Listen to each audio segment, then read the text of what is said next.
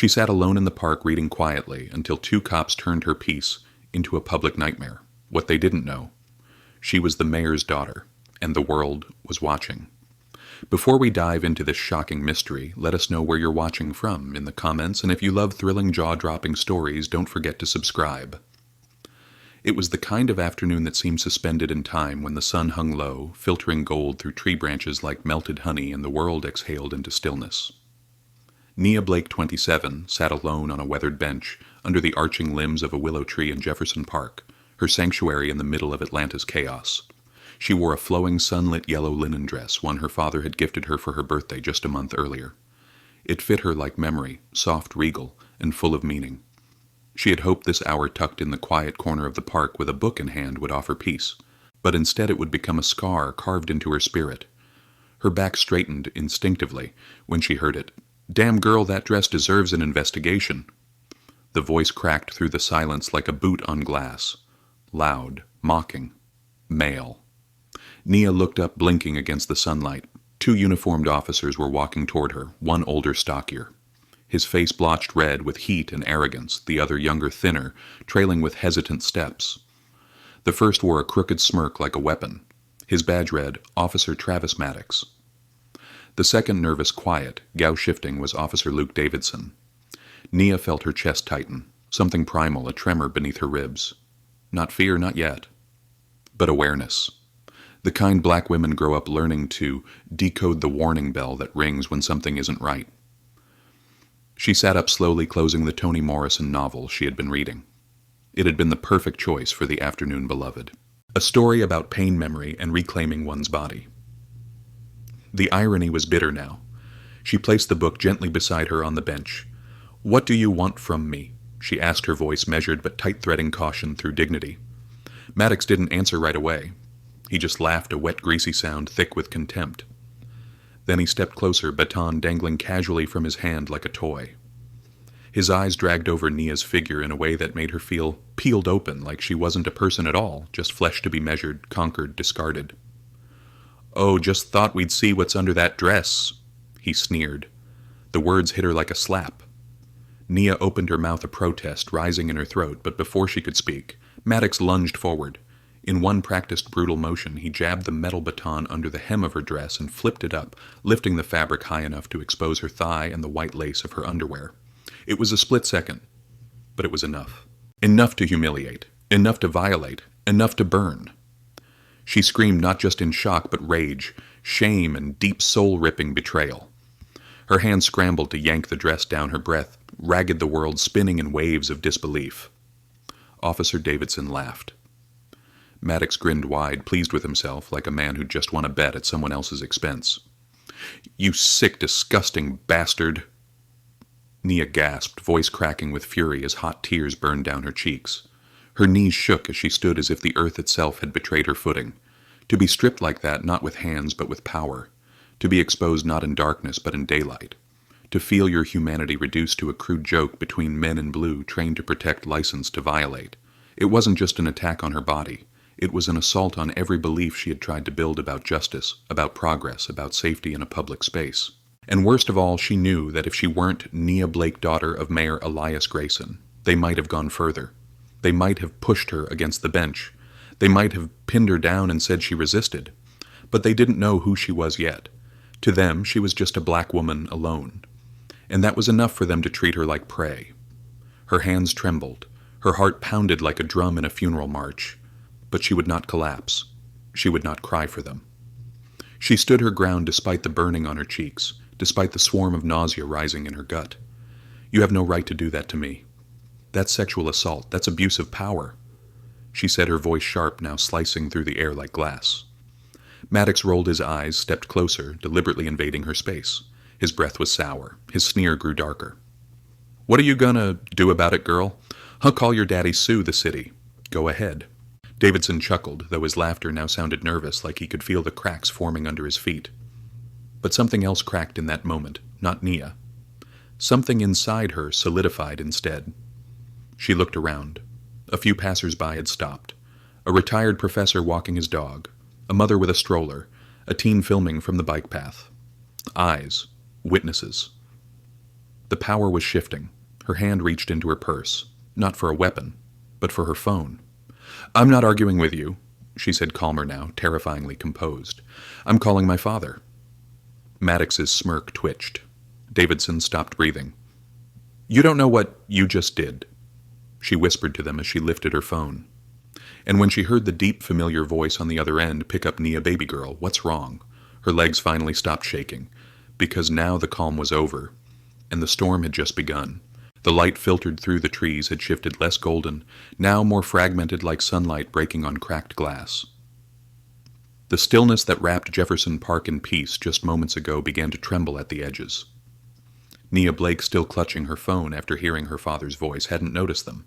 At first, two figures in blue, slow-moving predatory-like shadows cutting across the grass. But now she saw them clearly. Officer Travis Maddox and Officer Luke Davidson were no longer faceless uniforms.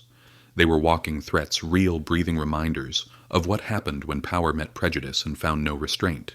They had returned. Maddox strutted ahead, puffed up like a man who still believed the badge on his chest gave him dominion over anyone who looked like her. His boots crunched over the gravel path with the same disregard he showed the people he was meant to serve. He walked not like a servant of the law, but like the law was something that belonged to him, something he could shape, bend, weaponize.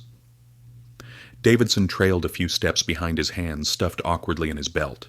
He didn't smirk this time, he didn't laugh.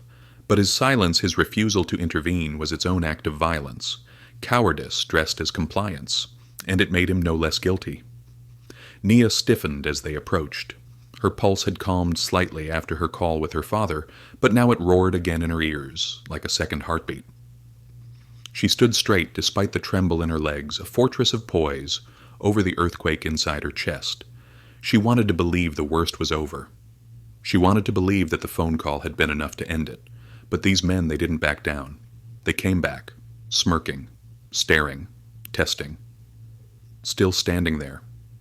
"Like you own the place," Maddox said, with a voice soaked in venom. "You made quite the scene earlier. Screaming like a damn banshee. Thought you'd be gone by now." "I have every right to be here," Nia answered, her voice low but unshaken. "And you're going to answer for what you did." Maddox's grin returned. He stepped closer, too close, his shadow crawling up her legs like something alive. "Answer. I don't answer to little girls throwing tantrums in pretty dresses," he said, "especially not ones who think their daddy's name is some kind of shield." Davidson remained silent, his eyes darting nervously to Nia's phone still in her hand. He opened his mouth, once, maybe, to stop Maddox, maybe to speak some weak apology, but he swallowed it whole and said nothing. Nika could feel the tension in his body, the inner war between conscience and cowardice, and saw which one was winning. "Don't come any closer," she said. Her fingers clenched her phone so tightly her knuckles turned white. "My father knows everything. He's the mayor. The mayor, do you understand that his office has your names, your badge numbers, your faces?" And yet Maddox only laughed, a deep guttural sound that echoed off the trees. "Oh, we understand all right. Mayor Elias Grayson," he drawled, mockingly slow, spitting the name like it was a dirty word. "That uppity bastard thinks he runs this city. Thinks he can fix the streets, fix the cops, fix the color problem. Color problem." Nia's stomach twisted. She could feel the words land like spit on her skin, cold and burning all at once. He wasn't just mocking her father, he was mocking her.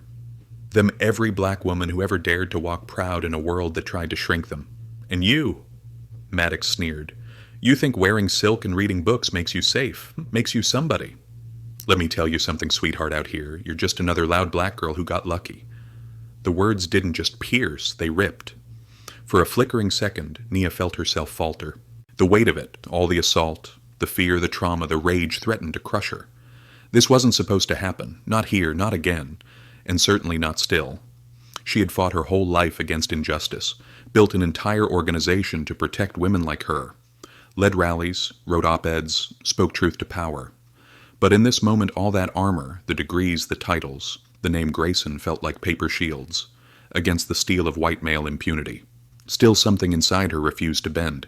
She drew herself up to her full height, tears burning in her eyes but refusing to fall. "You assaulted me," she said. "You lifted my dress, you laughed, and now you're trying to intimidate me again. But this time I have the world watching." Behind her, a small crowd had begun to form again. Some of the same faces from earlier, some new. Phones were out. Eyes were locked on. The park had turned into a stage, and the truth could no longer hide behind the badge. Maddox hesitated, just for a breath. His smirk twitched. He saw the cameras. He saw the people. And maybe he realized what was happening. "You're done," Nia whispered. "You just don't know it yet." Suddenly, from the edge of the park path, the sound of sirens cut through the air, low-measured, not in pursuit, but deliberate. 2 black SUVs rolled up slowly, their tinted windows gleaming like warning shots in the sun. From the passenger side of the lead vehicle, Deputy Chief Raymond Carter stepped out stern, clean-cut black, with a fury in his eyes masked behind professional restraint. He walked straight toward Maddox and Davidson. Nia could hear his voice before she saw his mouth move. "Officers Maddox. Davidson. Drop your weapons. Surrender your badges. You are to remain here until Internal Affairs arrives. Effective immediately, you are under suspension, pending investigation for sexual misconduct, abuse of authority, and gross violations of department ethics."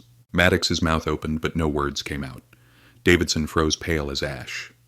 And Nia finally exhaled. Not in relief. Not yet. But in defiance. Because they had tried to destroy her dignity. But they had only exposed their rot.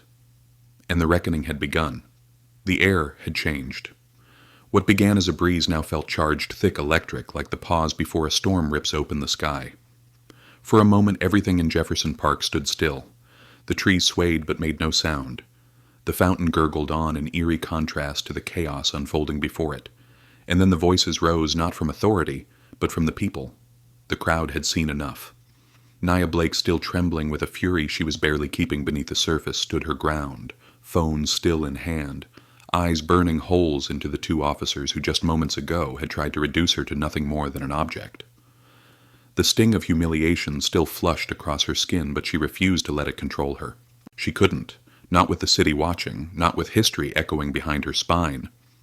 The first voice came from an older white man in a Georgia Tech sweatshirt holding the leash of a tiny beagle. His voice was slow, deliberate, grandfatherly, but sharp with righteous anger. "Hey, what the hell did I just see? Did that cop just lift that girl's dress?" A second voice joined him, a black woman in her 50s, wearing navy scrubs. She'd been jogging her stethoscope, bouncing against her chest, but now she stood frozen, eyes wide with fury. "That was assault. I saw it. I saw the whole thing. That man, he attacked her." Nia turned her head slightly. More people were moving toward her now, stepping off the gravel paths, peeling away from their quiet picnics and jogs and afternoon strolls. There was a pull, a collective shift in energy, as though the universe itself had issued a summons to bear witness. One by one, voices began to speak. "That's the mayor's daughter. She said he used a baton to flip her skirt. I got it on camera. I swear to God I recorded it." Phones rose like fists. The crowd swelled 10, 15, 20 people. They weren't shouting yet. Not quite. But there was something heavier than shouting in the air: truth. Truth thickened by disbelief and boiling into collective outrage. And when injustice can no longer hide behind silence, it begins to tremble behind the badge. Officer Travis Maddox turned to the crowd, his facade of bravado cracking. He tried to bark authority like a dog defending a crumbling fence. "Disperse immediately. You're interfering with an active investigation. If you don't back away, we'll start making arrests." But it was too late for threats. The crowd didn't move. They didn't flinch. Because no one believed in his authority anymore. Not after what they'd seen. Not after what they'd heard. Not after the way Nia stood, eyes blazing. Not as a victim, but as a storm in waiting. Officer Luke Davidson, pale and sweating, whispered something to Maddox under his breath. His hand trembled on his belt. He wasn't built for this, the public eye, the pressure, the smell of accountability burning closer by the second. Maddox waved him off. His pride still hadn't caught up to the danger. A young Latino teenager, maybe 17, raised his phone in the air and shouted, "It's live. You're on Facebook, dude." And TikTok. Half the city's watching you right now. And just like that, the moment was no longer local. It was viral. Nia's breath came steadier now. Her shame, her initial helplessness, it hadn't disappeared. It still pulsed just beneath her ribs like a bruise refusing to fade. But now it mingled with something else. Something fierce. something that whispered you're not alone. She stepped forward. Her voice cut through the chaos like a siren. This officer sexually assaulted me in broad daylight. He used his baton to lift my dress. He laughed, and his partner stood there and watched. And when I told him who I was, he laughed again. There was a gasp from the crowd, then silence. A silence so loud it screamed, "I am not just a name. I am not just someone's daughter. I'm a black woman. And if they can do this to me here in a park in public while people are watching, imagine what they do when no one's looking." A woman in business attire stepped beside her. She looked like someone who might have walked out of a courtroom or an office tower. She faced the officers and raised her voice with calm, unwavering fury. "I'll testify. I saw it all. And I'm a licensed attorney. What I witnessed was a crime." Now the crowd did shout. "Shame. Take their badges. Protect her." She's not just speaking for herself. She's speaking for all of us. Maddox's face darkened, and for the first time he looked uncertain. His eyes darted toward the SUVs parked in the distance. The deputy chief hadn't reached him yet, but the judgment of the people already had. One man shouted, "You're done." Maddox, another followed. "Let her father see this footage. Let the world see it." And Nia stood in the center of it, all the epicenter of righteous fury and pain and truth. For a moment the trauma still weighed her down like a chain around her lungs. She still saw his face, still felt the heat of shame creeping across her skin. But for the first time in that hellish hour she wasn't alone, and the people who stood around her weren't asking for her credentials or her resume or whether she was overreacting. They believed her. And that belief changed everything. The park, once a space for leisure, had become a courtroom, a reckoning ground, and the gavel. It would fall from 100 phones, 100 eyes, 100 voices rising together, not in song but in verdict. Justice, Nia realized, didn't always begin in marble buildings or courtrooms echoing with legal jargon. Sometimes it began on the grass under the open sky with a woman in a yellow dress and a crowd that refused to look away. And in that moment, bruised, outraged, and utterly defiant, Nia Blake reclaimed her dignity not in silence, but in the roar of a city that had finally had enough. For a split second the chaos around Nia Blake melted into silence, not peace, but a suffocating stillness like the breath before an earthquake. Her heart pounded against her ribs like a war drum.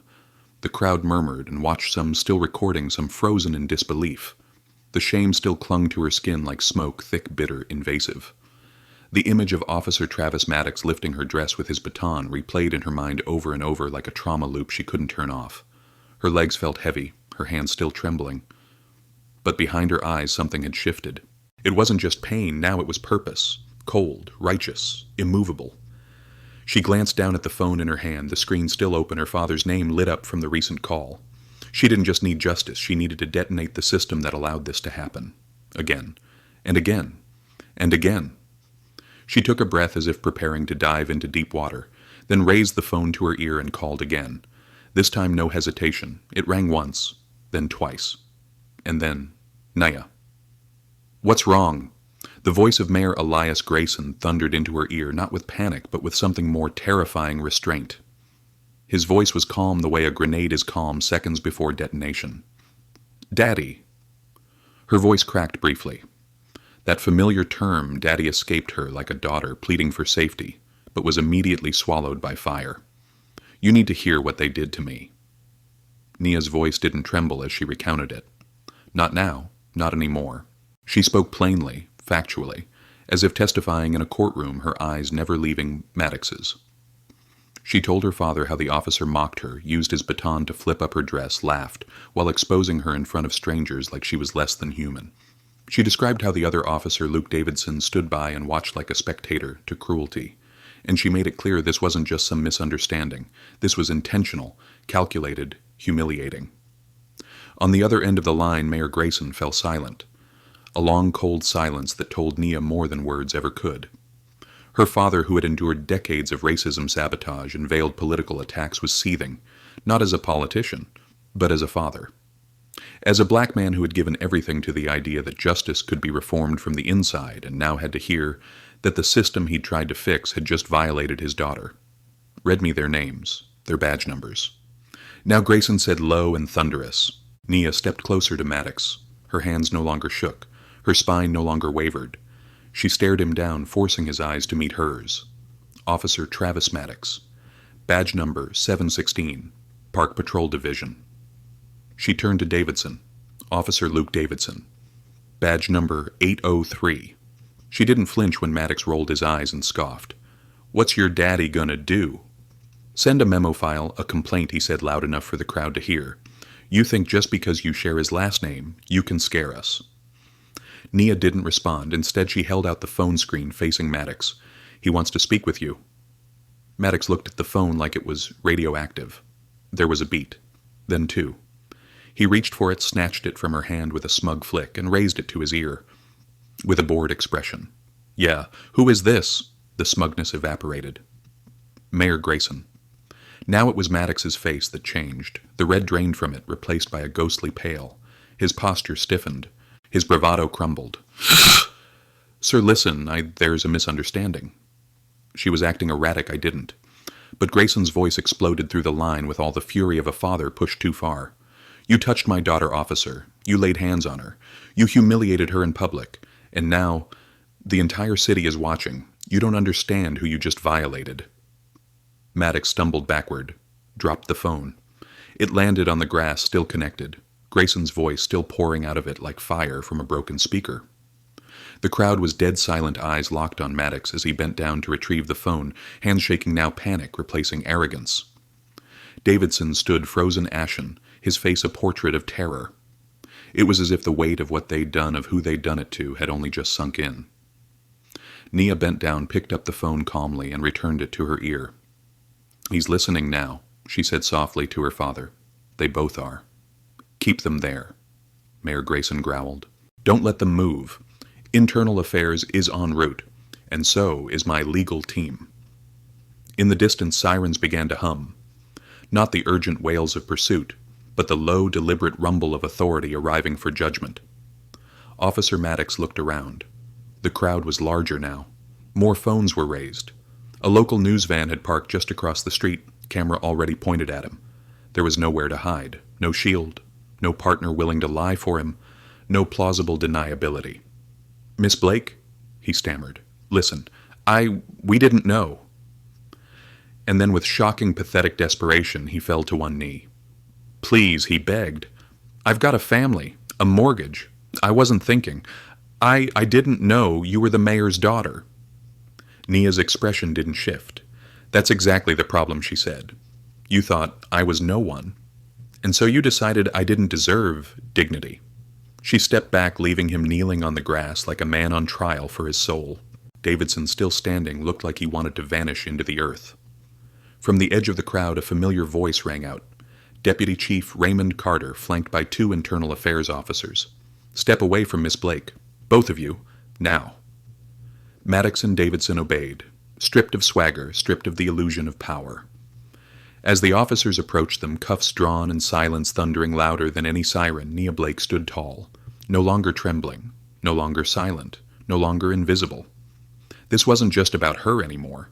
This was about every woman who had ever been touched, threatened, humiliated, and told to keep quiet.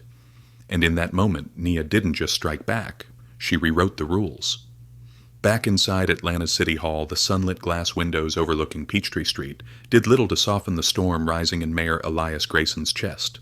The moment the call with his daughter ended, he stood frozen, the phone pressed against his palm like it had burned him. The words, "They lifted my dress, Daddy," in public. They laughed, echoed in his ears like gunfire. And then he said he didn't care who I was. Grayson turned away from his upcoming press briefing, the notes scattered across the mahogany table, forgotten. His advisors exchanged glances, sensing something seismic, but not yet understanding the epicenter. He walked marched to his office, shutting the heavy door behind him with a thunderous finality that made the walls tremble. There was no hesitation in his movements now. Only fury measured lethal righteous. He paced once-twice before gripping the receiver on the secure government landline, not the personal line, not the mayor's general switchboard. This was the internal crisis line reserved for immediate escalation used in bomb threats, active shootings, terrorist alerts. And now it was being used for something even more, gutting the public sexual assault of his daughter by the very officers sworn to serve and protect. The voice on the other end answered quickly. Commissioner Hayes here. Shut it, Lorraine! Grayson's voice was ice over fire words, clean, but shaking with a fury few had ever heard from the usually unflappable mayor. Two of your officers just put their damn baton on my daughter's body. In the middle of Jefferson Park, in broad daylight. They lifted her dress, they laughed. They mocked her when she said who she was. Tell me, is that the department you're running? Silence. Then the commissioner's voice softened. Mr. Mayor, I wasn't aware. This is the first I want them both disarmed, detained and placed under immediate suspension. Within the next 10 minutes, he said, every word dropping like a gavel. And I want internal affairs at the scene before the hour is up. If they try to run, if they so much as blink wrong, I will personally drag their names through every network, every news cycle, every courtroom in this country. Do you understand me? There was no room for politics now, no handshakes, no deals. This wasn't a policy failure. This was personal. This was war. Mayor Elias Grayson hung up without waiting for a reply. He turned next to his intercom, pressing the red button. Get my legal team now. Contact civil rights attorneys, issue a press blackout around Jefferson Park until I get confirmation my daughter is safe, and prepare a statement. The mayor's office is launching a formal inquiry into misconduct and racialized sexual assault within the Atlanta Police Department. His staff scattered like birds startled by thunder. Grayson took a deep breath and stared at his reflection in the glass. His tie was crooked now, his eyes bloodshot, his shoulders rigid with something that had no name but felt ancient. A father's rage, a black man's fury, a mayor's shame. No, it was all of it, and more. He had fought his whole career to bring light into the darkest corners of the system. He had believed in progress, in policy, in structure. But today, the very structure he helped build had turned on his child, and that made this different. On another call, this time directly to the chief of staff for the governor, he didn't wait for pleasantries. Let me be clear. If these officers are not suspended before the press finds out, I will hold not just the department, but every single administrator who touched their files accountable. That includes pensions. That includes lawsuits. That includes political blood. The governor's office stuttered, promised action, promised immediate coordination. But Elias wasn't finished. He then called the police chief himself, Kenneth Boone. A longtime ally, a white man who'd been appointed by Grayson for his reformist stance and willingness to face deep-rooted departmental rot. Grayson's voice was sharp with a fury that dared contradiction. You tell me, Ken. You tell me how a man like Maddox with a record of complaints buried beneath red tape and pending reviews still has a badge. You tell me how my daughter wearing a dress I gave her for her birthday ended up being publicly violated by men who answer to you. Boone was silent. Then came the nervous clearing of a throat. Mr. Mayor, I'm devastated. This is inexcusable. I will be on site within the hour, and I assure you there will be immediate consequences. There better be, Grayson hissed, because this won't just be about one girl in one park. This is about what every black woman in this city fears when she walks alone. If you don't fix this, I will. Outside City Hall, reporters were already gathering, pulled by murmurs, social media posts, shaky live streams. But Grayson didn't flinch. He walked out of his office, flanked by two aides, his coat already on his face, a mask of war. Inside the park, back at the scene, the shift was already visible. Deputy Chief Raymond Carter had arrived and ordered officers Maddox and Davidson to stand down. Their weapons were taken, their radios removed, their badges pulled. And then a single unmarked car pulled up by the curb. When the door opened, the crowd parted like a wave, and there, stepping out in a dark suit fire and his stride and thunder in his eyes, was Mayor Elias Grayson. Phones went up, cameras rolled, news anchors gasped. He didn't speak to the press, he didn't raise a hand, he walked straight to his daughter. Nia stood waiting, proud, wounded, unbowed. He put a hand gently on her shoulder, not for reassurance, but as a vow. Then turning slowly, he looked at the officers, now being surrounded by internal affairs. You, he said, voice hard, as granite violated the wrong woman. Officer Maddox tried to speak, but the words died in his throat. His knees shook beneath him. Grayson didn't yell. He didn't threaten. He simply said to the crowd, the press and the soul of the city watching today is not about vengeance. It's about justice. And justice starts now. And with that, the reckoning began. The gears of power, once rusted by apathy and protected by silence, began to scream as they turned. Within minutes of Mayor Elias Grayson stepping into Jefferson Park, the entire structure of city leadership shifted. Orders flew through encrypted phone lines, radios crackled with urgency, and the weight of authority moved not with hesitation, but with the raw, roaring momentum of a father betrayed, and a system finally held accountable. What began as an unspeakable act in the quiet shade of a willow tree had now ignited a full-blown institutional reckoning. Across the city, at the Atlanta Police Department's Central Command, the phones began ringing, one after another, like a war was underway. From the chief's private office to the IA division's bullpen, Grayson's demands echoed no more delays, no more buried reports, no more shielding predators with badges. The order was clear. Officer Travis Maddox and Officer Luke Davidson were to be fully disarmed, suspended and detained for immediate investigation. Deputy Chief Raymond Carter, a respected black veteran of the force who had once patrolled these very parks decades ago, moved swiftly. Still standing at the scene beside Nia, his jaw was clenched, his eyes fierce. He had received the mayor's orders directly. He didn't need time to process it. He had seen too much in his career, too many complaints swept aside, too many officers like Maddox climbing ranks by navigating shadows.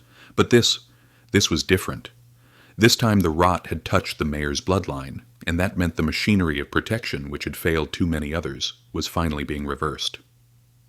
Officers Maddox and Davidson Carter called out, his voice slicing the air loud enough for the cameras and the crowd to hear. "You are hereby relieved of duty.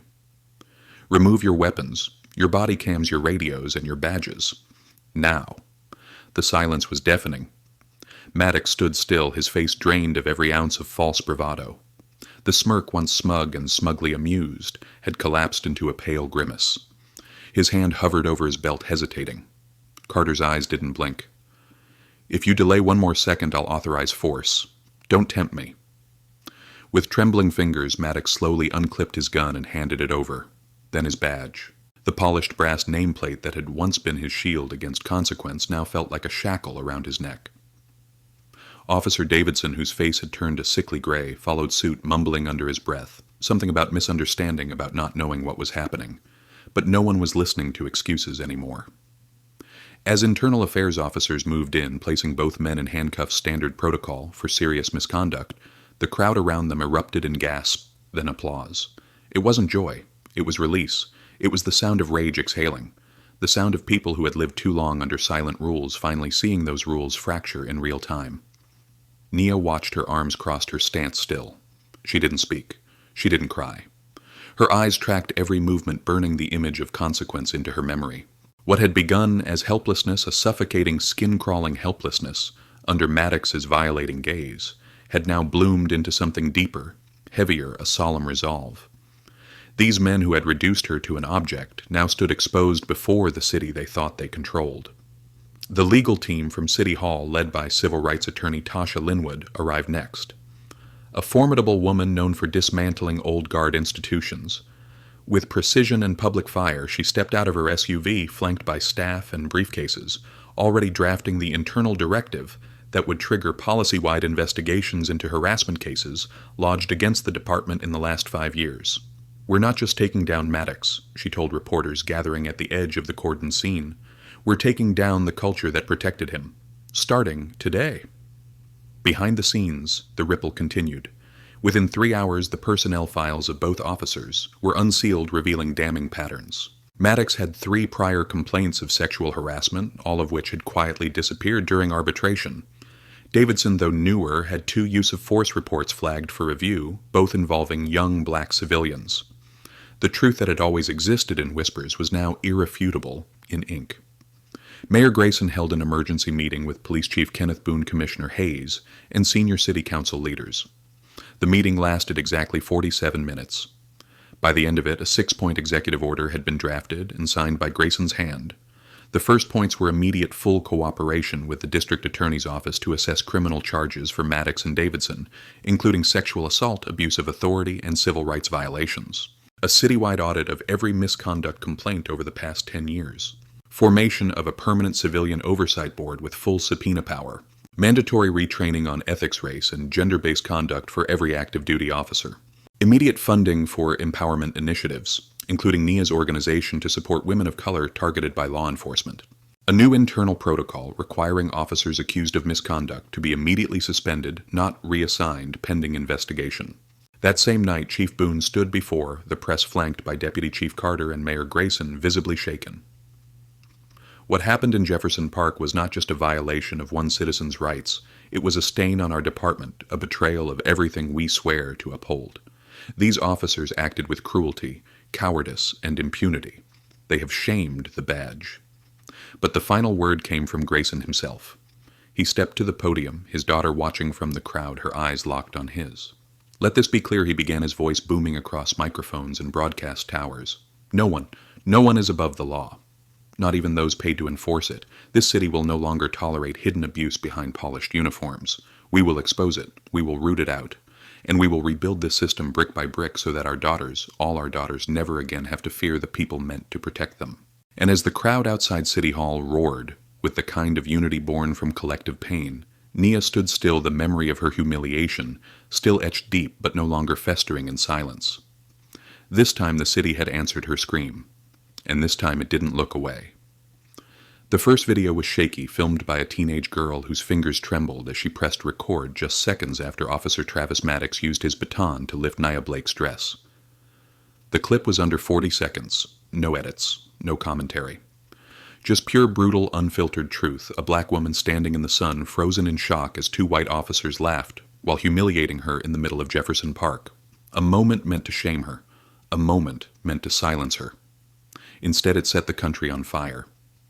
By the time Nia returned home that night, exhausted, hollowed out, but still upright, the video had amassed over 1.8 million views. Her name was trending across platforms. So was her father's mayor, Elias Grayson. So was the badge number of Travis Maddox. The hashtag stacked like a wall of fury. Our justice for Nia. Not just the mayor's. Daughter de Quirk's strip. The badge. APDD abuse exposed. Cable networks broke from scheduled programming. What happened in Atlanta today, one anchor announced with fire in her voice, is not an isolated incident. It is the embodiment of what black women have warned about for decades. Abuse wrapped in blue power, unchained by accountability. Nia sat on the couch, her yellow dress now folded neatly beside her, as if removing it might quiet the memory of how it was weaponized against her. Her fingers hovered over her phone screen. Every notification was a vibration of trauma DMs from women she didn't know sharing their own stories, calls from major networks begging for interviews, emails from attorneys, activists, survivors. Her inbox was no longer just digital, it was emotional wreckage, the proof that this wasn't just her fight. She hadn't spoken publicly yet, not on her own terms, not in her own voice, not until she was ready. But the world was already listening. Outside, protesters gathered under the soft heat of Atlanta's dusk. Hundreds first, then thousands. They came with signs, with fury, with tears. They chanted her name.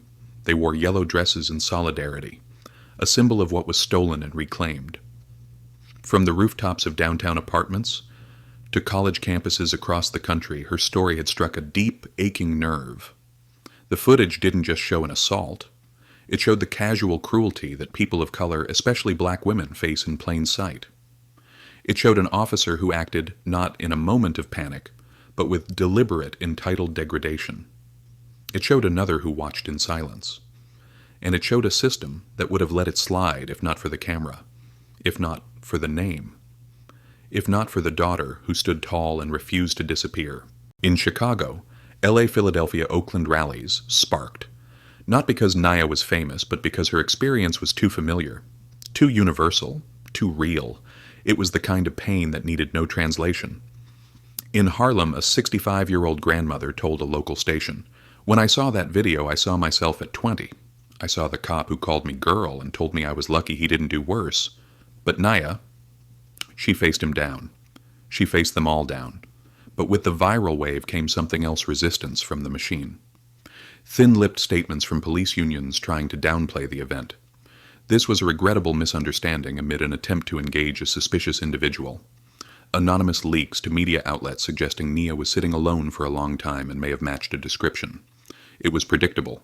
It was cruel. And it backfired immediately. Because this time the narrative was not theirs to control. The surveillance footage from the park confirmed it all. No erratic behavior. No cause for suspicion. Just a woman reading a book alone in a quiet corner of the park. The officer's approach, the baton, the exposure, the crowd reacting, the panic in Maddox's face once her last name was spoken, and then came the press conference. Mayor Elias Grayson stood at the podium, his face grave, his hand on Nia's shoulder. She wore a black suit, not as armor, but as message. Her voice when it came was even, controlled. Each syllable fell with the weight of centuries. What happened to me wasn't rare. What made it different was that you saw it, that I have a name that carried weight, that my father had the power to make the wheels turn. But what about the women who don't? What about the girls who are silenced before they ever scream? She paused, eyes wet but focused. Let this moment be a beginning, not a brand, not a trend, not a soundbite. Let it be the last time someone thinks they can strip a woman's dignity in daylight and walk away with a smirk. The crowd erupted not in applause, but in a standing wave of defiance, a collective vow. Meanwhile, the Department of Justice had opened a civil rights investigation.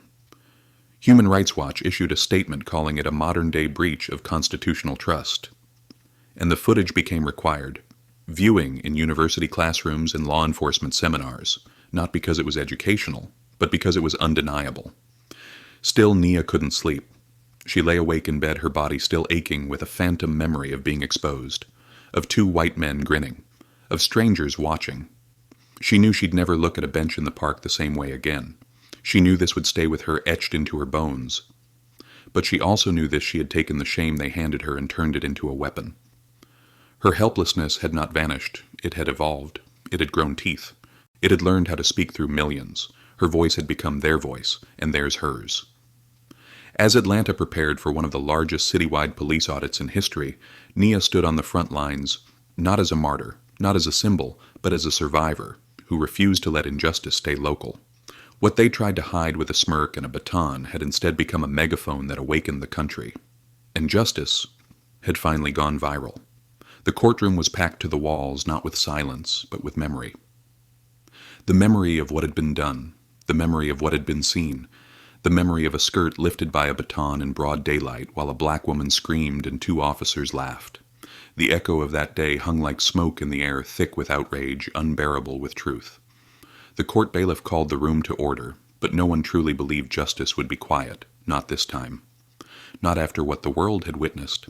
Nia Blake sat on the witness bench, spine, straight hands clasped together in her lap, wearing a black tailored dress that matched her tone, somber, strong, unshaken. But inside her chest her heart roared like it had on the day in the park, pounding with the thundering question. Would they finally be held accountable? Or would this system, this warped machinery of law and silence, betray her too? Across the aisle sat Officer Travis Maddox, flanked by his defense attorney, looking more like a man on death row than a cop. His hair was unkempt. The smug expression that had once curved his lips was long gone, replaced with hollow dread. Next to him was Luke Davidson, the younger officer who had laughed nervously that day, but now couldn't even raise his eyes from the floor. His pale hands were clenched, and he looked like he hadn't slept in weeks. The charges were severe official misconduct, aggravated assault, sexual battery, abuse of authority under color of law, and worst of all, a newly passed local statute made possible by public outcry violating civil rights through public humiliation and targeted racial aggression. For years, stories like Nia's had been flattened by bureaucracy. Investigations stalled, statements rewritten, complaints lost in the shuffle, victims labeled as unstable or exaggerated. But not this time. Not with the footage. Not with the mayor's daughter. Not with a nation watching through a magnifying lens, daring the system to blink. The prosecutor, a black woman named Layla Pierce, stood at the center of the courtroom like a storm tethered to a razor. Her opening statement had chilled the air. This case is not about one bad moment. It is about a culture. A culture where two men in uniform believed they had the right to violate a woman's body, laugh in her face, and walk away unscathed. Because she was black. Because she was alone. Because they thought they could. Now, hours into the testimony, she circled Maddox with the precision of a surgeon dissecting rot.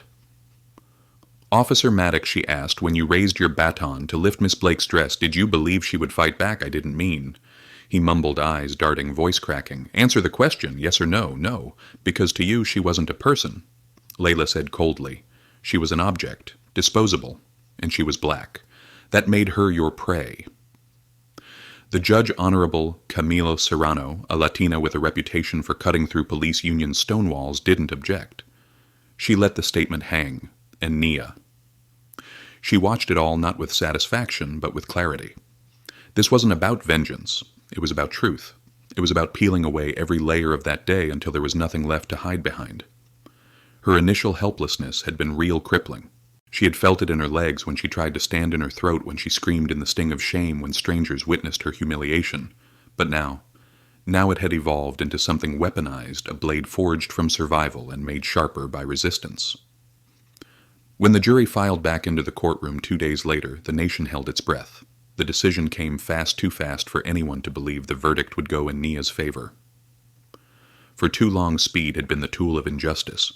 Quick dismissals, quick denials, quick exonerations, but not today. We, the jury, in the case of the state versus Officer Travis Maddox and Officer Luke Davidson, find the defendants guilty on all counts.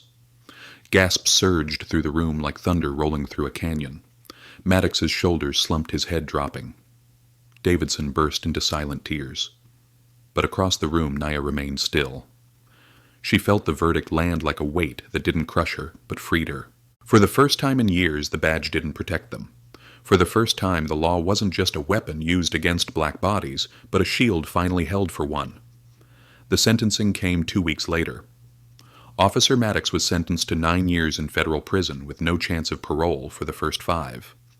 Davidson received 3 years with an additional 5-year suspension from public service employment, plus mandatory psychological counseling and community service working under female leadership in restorative justice programs. But the real punishment was deeper. Public disgrace, loss of pension, a permanent place in a nationwide database of decertified law enforcement officers. No second chance, no quiet reassignment to another city, no comfortable retirement, funded by taxpayer dollars.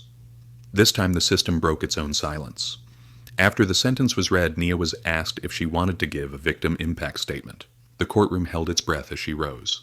She walked to the podium each step, deliberate, her voice calm but unwavering. You didn't just lift my dress, you lifted the veil on everything wrong with this system. You thought I would shrink, hide, disappear. But I didn't. I stood up. I stayed visible. And now everyone sees what you are. And they see what we are capable of becoming when we refuse to be quiet. A pause. Then she looked directly at Maddox. You were wrong about me, and about all of us. And with that she turned and walked away, not from pain but through it. Outside the courthouse, crowds gathered. Yellow dresses, raised fists, reporters, survivors, students, mothers, daughters, sons. The whole city stood taller that day, because justice didn't whisper, it roared. The willow tree still stood, its long fingers swaying softly in the late afternoon breeze, whispering secrets to the wind as it had on that awful day. The sun again filtered through its leaves, golden and dappled, casting the same ethereal light that had once watched a young black woman's dignity ripped from her by 2 men who mistook their uniforms for crowns. But this time the light didn't fall on violence, it fell on resilience. Nia Blake stood there now, not as the woman who once sat trembling on a park bench while laughter clawed through her soul, but as the woman who had faced down power and changed the story. Her yellow dress had been replaced by something simpler, white linen, crisp and flowing like a flag of truth returned to its rightful owner. It was quiet here now, no sirens, no cameras, no crowds, just the hush of nature reclaiming space. Yet even in that quiet, the weight of everything she had survived pressed softly against her chest. She turned toward the bench where it all began, the same stone worn and weathered. Her fingers hesitated before she reached down to brush its surface. The memory flooded in fast, the sudden shadow of Maddox, the sickening sweep of the baton, the involuntary scream, the helplessness that had clung to her skin like a second body. That feeling of being watched, mocked, reduced, it had taken root in her marrow. For weeks she couldn't close her eyes without hearing his voice or seeing the twitch of that smirk before the baton moved. But today, the bench would hold her terms. She sat down slowly, purposefully crossing her legs, lifting her chin toward the sun. No fear, no flinching, not anymore. Behind her, faint footsteps approached on the gravel path. For a moment, instinct tightened in her spine, the muscle memory of trauma whispering, "Run! Hide!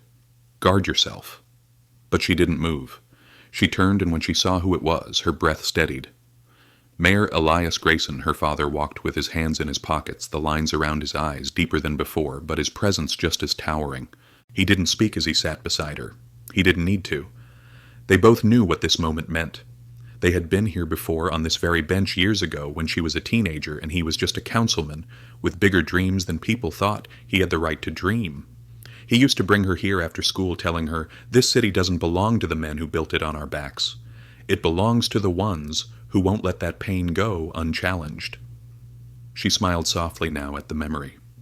For a while they said nothing, watching the fountain in the distance spray tiny diamonds into the light. Then her father finally spoke, his voice gravelly, with emotion held too long in his throat. "You took back more than your voice, Nia. You took back the story." Nia swallowed hard. "But it still lives in me," she said quietly. "The shame, the heat of it. I still wake up in a sweat. Sometimes I feel like I'm still there, stuck in that moment, fighting to scream, but knowing they wouldn't care even if I did." Elias reached out and gently took her hand. They didn't care because they never imagined consequences. But now, they do. You made them care. You didn't just speak, you forced the country to listen. She nodded, eyes brimming, but refusing to spill. "But what about the ones who'll never get to sit here? The girls who never had cameras nearby? Or a father who could make calls that moved mountains?" Grayson sighed, pain in every breath. "Then we make this moment matter. For them. For every woman who thought she was invisible when the badge turned against her. For every voice silenced behind patrol car doors. You cracked something open, Nia. We can't let it close." From the path ahead, the sound of shoes on gravel grew louder. Then came the hum of voices, dozens of them. One by one they emerged, young women and men, old women in church hats, teenagers in hoodies, mothers with strollers, grandfathers holding canes. Some wore yellow, some white. Some held signs that simply read, "We believe you." It was not a protest, it was a pilgrimage. And they were coming to sit beside Nia, to sit beside the memory, to rewrite what that bench meant. One woman around 40 walked up and knelt beside Nia, tears spilling freely. "I watched your speech," she whispered, "and I finally told my daughter what happened to me when I was 16. I'd never told anyone. Not even myself, really. But you made it okay." Nia touched the woman's hand, grounding her. Another girl, no older than 12, stepped forward and handed Nia a small hand-drawn picture of a sun shining over a bench with the words, "You made the bench safe again." That was when Nia's tears came not for pain but for release, for the reclamation of something deeper than justice, dignity. She looked out over the growing group, now sitting in silence, heads high, backs straight. This wasn't grief. It was power. Quiet, gathered power. The bench had once been the site of her greatest humiliation. Now it had become a monument. And not because it stood in stone, but because she had chosen to return to it. Because she had sat again and refused to lower her eyes. From that simple act, a city began to heal. And in that final image under the willow tree in the warmth of a sun that no longer felt cruel, Nia Blake's dignity was not just restored, it was immortalized. The story of Nia Blake teaches us that dignity is not something others grant us. It is something we claim even when the world tries to strip it away. Her journey from humiliation to justice reminds us that silence does not equal peace, and that speaking up, especially when it's hardest, can ignite change far beyond ourselves. For those in their later years who have witnessed a lifetime of injustice, Nia's stand is a call to remember that the fight for truth and decency is never wasted, even when it seems impossible. Her strength reflects the legacy of those who came before her, mothers, grandmothers, and civil rights giants who bore the burden so that others might rise. It also urges us to support the younger generations who are continuing that fight today. No matter our age, we are never too old to demand accountability, to believe in justice, or to stand beside those who challenge power with courage and grace. Ultimately, the story reminds us that even a moment of courage under a tree on a park bench can echo across a nation. And in the quiet strength of that resistance, dignity is not only restored, but passed on like a flame. Thanks for watching. If you enjoyed the video, give it a like and comment 1 if you found the story meaningful. Don't forget to subscribe for more stories like this. See you in the next one.